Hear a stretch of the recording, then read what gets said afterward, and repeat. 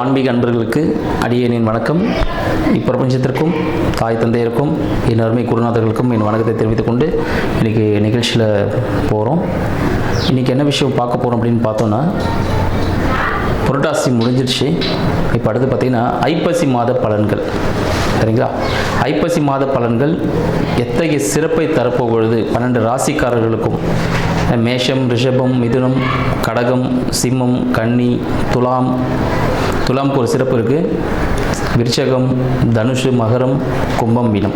இந்த 12 ராசிக்காரர்கள் பார்த்திங்கன்னா 12 ராசிகளில் ஒரு ராசியும் 3 நட்சத்திரத்தை கொண்டு இருக்கும். சரிங்களா? ஸோ இந்த விஷயங்கள் எல்லாமே இருக்க போது இதில் துலாம் ராசி அப்படின்னு சொல்லுவோம். இந்த துலாம் ராசி ஐப்பசி மாதத்தில் துலாம் ராசிக்கு என்ன விஷயம்?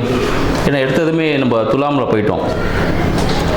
ஏன்னா ஐப்பசி மாதத்தை துலா மாதம் அப்படின்னு சொல்லுவோம்.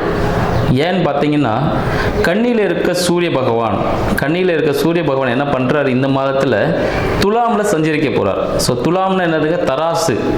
துலாமோட சிம்பிள் பார்த்தீங்கன்னா தராசு. அவங்க எடை போடக்கூடியவர்கள், ஒரு நியாயமாக நடந்துக்கக்கூடிய பர்சன் யாருன்னு பார்த்தீங்கன்னா இந்த துலாம் ராசிக்காரர்கள் சொல்லலாம். துலாம் ராசியோட அதிபதி யார் அப்படின்னு பார்த்தீங்கன்னா, துலாம் ராசியின் அதிபதி சுக்கிர பகவான். 1க்கும் 8க்கும், ரிஷபத்துக்கும் அவர் தான். சரிங்களா? துலாமுக்கும் அவர் தான், ரிஷபத்துக்கும் அவர் தான். 1க்கும் 8க்கும் அதிபதி சுக்கிர பகவான். இப்போ சுக்கிர பகவான் எங்கே இருக்கார் அப்படின்னு பார்த்தீங்கன்னா, கன்னியில் இருக்கிறார். சுக்கிர பகவான் கன்னியில் சஞ்சாரம் பண்ணிட்டு இருக்கார். இப்போ என்ன மாதிரி விஷயங்கள் நடக்கும் இந்த துலாம் மாதத்தில் பார்த்தீங்கன்னா வேறு என்னென்ன விஷயம் நடக்குன்னு பார்த்தீங்கன்னா, கந்த சஷ்டி, சூரசம்ஹாரம், ஸோ இந்த நிகழ்ச்சிகள்லாம் இருக்குது. அடுத்து பார்த்தீங்கன்னா தீபாவளி பண்டிகை, ஸோ அந்த விஷயங்களும் வரப்போகுது. ஸோ இந்த மாதிரி ஒரு சிறப்பு மிக்க ஒரு மாதம் என்னென்னு பார்த்தீங்கன்னா இந்த ஐப்பசி மாதம் அடைமழைன்னு சொல்லுவாங்க. ஸோ பருவகாலம் மாற்றம் நிறைய ஏற்பட்டு நிறைய செல்வ செழிப்புகள் கொடுக்கக்கூடிய ஒரு அற்புத மாதமாக இந்த துலா மாதமாக ஐப்பசி நம்ம எல்லாருக்கும் விளங்க போகுது அப்படின்னு தெரிவிச்சுக்கிறேன். சரிங்க, இந்த காலகட்டத்தில் எந்த பகவான் வழிபடலாம், என்ன சிறப்பு? துலாம் மாதம்னாலே சொல்லிங்கன்னா அந்த துலாம் மாதத்திற்குரிய இடம் எது, எந்த கோவில் போகலாம்? பிரசித்தி பெற்ற கோவில்னா ஸ்ரீரங்கம். சரிங்களா? ஸ்ரீரங்கம்னாலே சுக்கிரன் ஸ்தலம் அப்படின்னு சொல்லுவாங்க. சுக்கிரனோட ஆதிக்கம் மிக்க ஒரு ஸ்தலம் எதுனா ஸ்ரீரங்கம் அப்படின்னு சொல்லலாம்.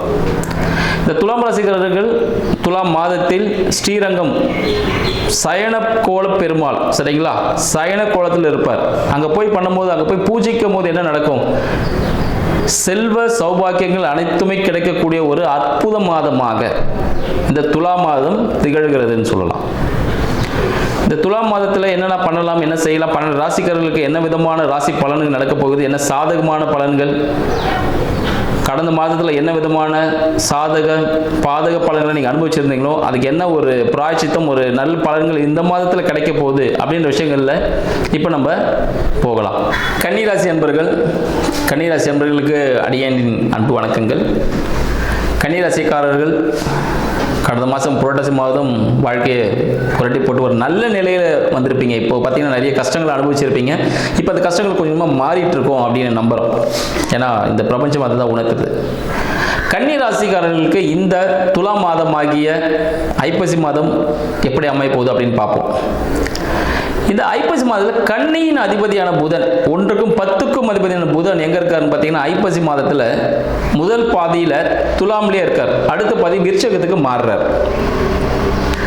அப்போ என்ன இருக்குன்னு பார்த்தீங்கன்னா, அவர்களுக்கு குடும்பம் சார்ந்த ஒரு விருத்தி நிலை ஏற்படும். குடும்பம் விருத்தி ஆகக்கூடிய ஒரு அமைப்பு. சரிங்களா? ஸோ அவன் மகளுக்கோ திருமணம் ஆகக்கூடிய ஒரு அமைப்பு, அவள் பேரன் பேத்தி இருக்கக்கூடிய ஒரு அமைப்பாக இருக்காங்க, அப்பாவாகக்கூடிய அம்மாவாகக்கூடிய ஒரு அமைப்பாக இருப்பாங்க. வருமானம் சார்ந்த புதிய முயற்சிகள் இருக்குன்னு சொல்லலாம். கன்னிராசி அன்பர்களுக்கு வருமானம் சார்ந்த புது முயற்சிகள், இல்லை ஏதாவது ஒரு வேலை செஞ்சுட்டு இருப்பீங்க, கூட அடிஷனல் இன்னொரு வேலை செய்யலாம் அப்படின்னு ஒரு அமைப்பாக இருக்கும். சரிங்களா? இது மூலியமாக புதிய ஒரு வருமானம் ஏற்படும். மறைமுக வருமானம் ஏற்படுறதுக்கு வாய்ப்பு கொண்டு, இது லாட்ரி அடிக்குதுன்னு சொல்லுவாங்க பாருங்க, அது ரொம்ப நாளாகவே ஒரு கோர்ட்டு கேஸ் நடந்துகிட்டே இருக்கும். அதன் மூலிமா ஒரு தீர்வு கிடைச்சிட்டு அது மூலிமா உங்களுக்கு பாசிட்டிவான ரிசல்ட்டே கிடைக்கும். உங்களுக்கு சேர வேண்டிய பங்கு உங்களை வந்து அடையக்கூடிய ஒரு அமைப்பாக இந்த ஐப்பசி மாதம் கன்னிராசி அன்பர்களுக்கு இருக்குன்னு சொல்லலாம். கன்னிராசி அன்பர்களுக்கு தொழில் எப்படி இருக்கும்? சரிங்களா? தொழில் எப்படி இருக்கும்? 10ஆம் அதிபதி புத பகவான் தான். அவர் எங்க இருக்கார்? 10க்கு 6 போய் இருக்க போறார். 10க்கு 6, ஃபர்ஸ்ட் 10க்கு 5 இருக்க போறாரு துலாம்ல இருக்கிறதுனால. விருச்சகத்து மாறும் 10க்கு 6. அப்ப தொழில் சார்ந்த இடங்களில் சிறிய பிரச்சனைகள் ஏற்படுத்தும் வாய்ப்புகள் உண்டு.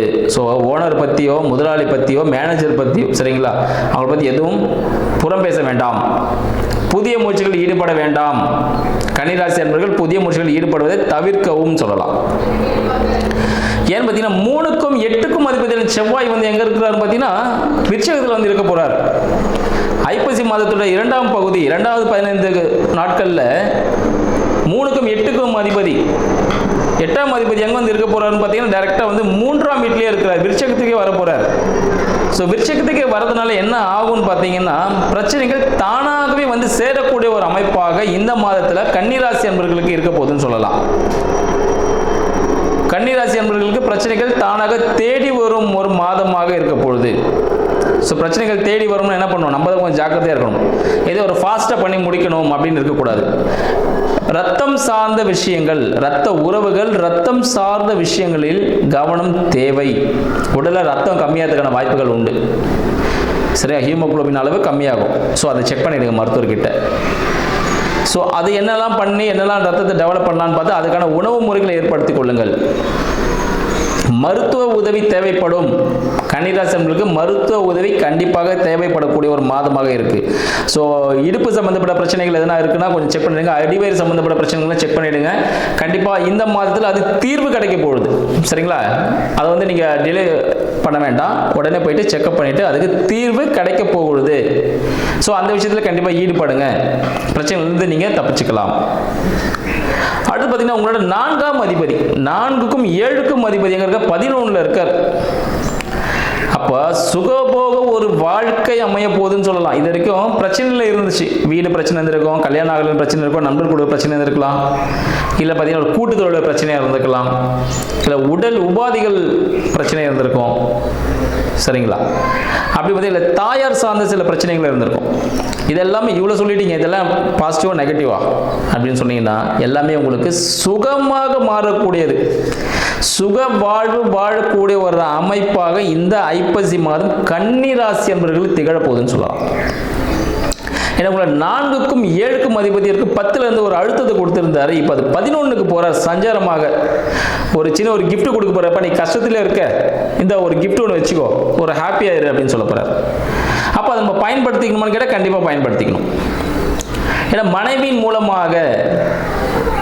மூலமாக ஒரு வருமானம் வரக்கூடியது, ஒரு சொத்துக்கள் வரக்கூடிய ஒரு அமைப்பு. சரிங்களா? அந்த ஒரு அமைப்பு இருக்கு. நீங்கள் கூட்டு தொழில் செய்யக்கூடிய இடத்துல உங்களுக்கு கணவன் மனைவி யாராவது ஒருத்தர் அமைவதற்கான வாய்ப்பு இருக்கு. வாழ்க்கை துணை அமைவதற்கான வாய்ப்பு உங்களுக்கு ஏற்பட போகுதுன்னு சொல்லலாம். 2ஆம் திருமணத்திற்காக காத்திருக்கக்கூடிய அன்பர்களுக்கு 2ஆம் திருமணம் வாய்ப்பு உண்டு. இந்த சஞ்சாரமாக இருக்கக்கூடிய குரு பகவான் வாழ்க்கை துணை 2ஆம் வாழ்க்கை துணை அமைப்பதற்கான வாய்ப்பை ஏற்படுத்துவார். நீங்க தொழில் செய்யக்கூடிய உங்கள் நண்பர்களாகவே இருக்கக்கூடிய ஒரு பர்சன் கூட உங்களை வாழ்க்கை துணை அமையலாம். நீங்க தொழில் செய்யக்கூடிய இடத்துல இருக்கவங்க கூட உங்களை வாழ்க்கை துணை அமைக்கிற வாய்ப்புகள் உண்டு. உங்களுக்கு மனதிற்கு பிடித்தவர்கள் மூலமாக, உங்களுக்கு மனதிற்கு பிடித்தவர்களே தான் வாழ்க்கை துணையை அமைவதற்கான வாய்ப்பு இந்த ஐப்பசி மாதம் இருக்க போகுது அப்படின்னு சொல்லலாம். அவங்க மூலியமா ஒரு வருமானமும் ஏற்படும், ஒரு பெரிய ஒரு ப்ராஃபிட்டும் கிடைக்கும், ஒரு லாபமும் உண்டு, வாழ்க்கை துணையும் அமையும். உங்களை தொழில் செய்கிறதா இருந்தால் அதில் ஒரு உச்சநிலை அடையும். என்ன பிரச்சனை பார்த்தீங்கன்னா, வேலை செய்கிறீங்கன்னா அங்கே வாயை மூடிட்டு சைலண்டாக வேலை செஞ்சிடணும். தொழில் செய்கிறீங்கன்னா அந்த இடத்துல புதிய முயற்சிகளை தவிர்த்தீங்கன்னா நீங்கள் அடுத்த லெவலுக்கு மூவ் ஆகிடுவீங்க. ஏன்னா செஞ்சுட்டு இருக்க தொழில் ஆல்ரெடி ஒரு புது முயற்சியில் இருக்கும், அதை அப்படியே ஃபாலோ பண்ணிட்டா போகும். நடுவில் சின்ன ஒரு ட்விஸ்ட் ஒன்று பண்ணுறேன், இதை பண்ணால் இன்னும் டெவலப் ஆகிடுவேன் அப்படின்ட்டு ரேடியோவில் வால்யூம் ஏற்றுற மாதிரி ஏற்றுனீங்கன்னா அங்கே ஒரு சர்க்கிள் ஏற்படும். பார்த்துக்குங்க. 12ல் இருக்கக்கூடிய கேது பகவான், கன்னிக்கு 12ல் இருக்க கேது பகவான் என்ன பண்ண போறார் அப்படின்னு பார்த்தீங்கன்னா ஒரு ஞானத்தை கொடுக்க போறாருன்னு சொல்லலாங்க. உங்களோட செப்பல்லாம் தொலைறதுக்கான வாய்ப்புகள் உண்டு. என்னங்க திடீர்னு செப்பலுக்கு போயிட்டீங்க அப்படின்னு தோணலாம். கால் சம்பந்தப்பட்ட விஷயங்களில் சிறிய உபாதைகள் ஏற்படும் வாய்ப்புகள் உண்டு. ஸோ செப்பல் தானம் செய்வதன் மூலமாக, ஷூ தானம் யாருக்கு தேவைப்படுதோ அவங்க செய்வதன் மூலமாக நீங்கள் இந்த பிரச்சனையிலிருந்து தவிர்த்துக்கலாம். சில ஒரு விரயங்கள் ஏற்படும், அந்த விரயத்தில் நீங்கள் தவிர்க்கலாம். அதுக்காக கோவில் போயிட்டு நான் செருப்பு கட்டி விட்டு வந்துட்டேன் எனக்கு நல்லது நடக்குமானாக்கா நல்லது நடக்காது. ஏன்னா அந்த கோவிலில் நீங்கள் அசுத்தப்படுத்திட்டு வரும்போது நல்லது எப்படி நடக்கும்? அங்கே இருக்க கடவுள் என்கிட்ட செருப்பு கொடுத்துட்டு போப்பான்னு யாரும் சொல்கிறது இல்லை. அந்த கோவில் போனால் நான் செருப்பை விட்டுட்டு வந்துட்டேன், சனீஸ்வரன் கோயிலுக்கு போனால் ட்ரெஸ்ஸை கழட்டி தண்ணியில் போட்டு வந்துட்டேன், தலைக்கு குடிச்ச ஷாம்பு பேக்கில் தண்ணியில் போட்டு வந்துட்டேன், எனக்கு இனிமேல் நல்லது நடக்க போகுது. இதெல்லாமே கொஞ்சம் சில மூட பழக்கங்கள்லாம் இருக்குது. அதெல்லாம் கொஞ்சம் வெளியே வரணும் எல்லாருமே. நிறைய பேர் கேட்குறாங்க, சனீஸ்வரன் கோயிலுக்கு போயிட்டா வந்துட்டாக்கா நான் ட்ரெஸ்ஸை கழட்டி அங்கேயே போட்டுட்டு வந்துடுமா? அப்படி தான் சொன்னார் ஒருத்தர் அப்படின்னு. அங்கே போட்டு நீங்கள் அதை அசுத்தப்படுத்திட்டு வரும்பொழுது மற்றவங்களுக்கு அது பிரச்சனைகளை கொடுக்குது. மற்றவங்க ஒன்று வாழ்த்துனா தான் நம்ம வாழ்க்கையில் வெற்றி பெற முடியும். அங்கே போயிட்டு அவருக்கு ஒரு இன்னலை கொடுத்துட்டு யாரோ தெரியாதவருக்கு ஒரு புதுசாக ஒரு இன்னலை ஏற்படுத்திட்டு வரும்போது அவர் உங்களை வாழ்த்துவாரா? பார்க்கும்போது யாரெல்லாம் திட்டிகிட்டே தான் போவாங்க. அப்போ அது நல்லது நடக்குமா? நல்லது நடக்காது. அதுபோல் விஷயங்கள் எல்லாம் எங்கே ப்ராப்பராக அதை செட்டில் பண்ணணுமோ அது மாதிரி ப்ராப்பராக இடத்துல செட்டில் பண்ணிட்டு வந்தீங்கன்னா ஓகே, நல்ல விஷயங்கள் நடக்கும். நீங்கள் உடல் உபாதைகள் உடையவர்கள், ஊனமுற்றோர்கள், முதியவர்கள், இவர்கள்கிட்டலாம் நீங்கள் சில உதவிகள் செய்வதன் மூலமாக வாழ்வில் உயரக்கூடிய ஒரு மாதமாக இந்த மாதம் கன்னி ராசி அன்பர்களுக்கு திகழ்னு சொல்லலாம். ஏன்னா உங்களுக்கு 7 இருக்க சனீஸ்வர பகவான் பார்த்தீங்கன்னா உங்களையே பார்த்துட்டு இருக்காரு, நேர்பார்வையாக இருக்காரு.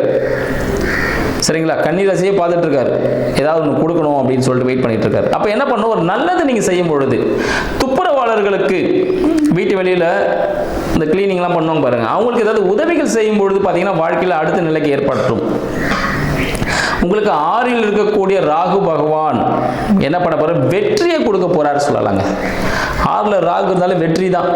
நீங்கள் தொடர விஷயங்கள் எல்லாமே வெற்றி வெற்றி வெற்றி தான் இருக்கும்.